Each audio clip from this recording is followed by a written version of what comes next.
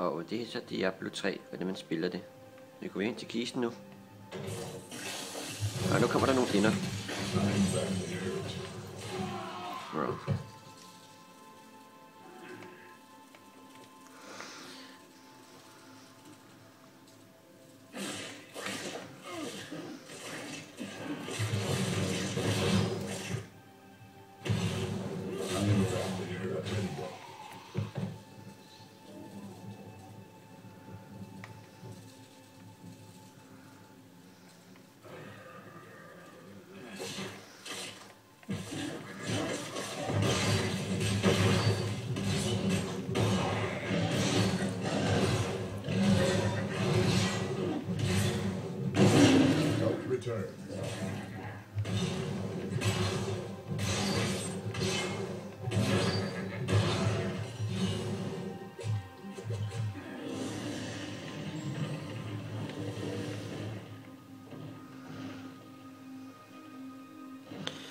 Jeg har døde nogle par gange, men det er heller ikke så lige nemt. Der skal man filme og høre det her, men ja.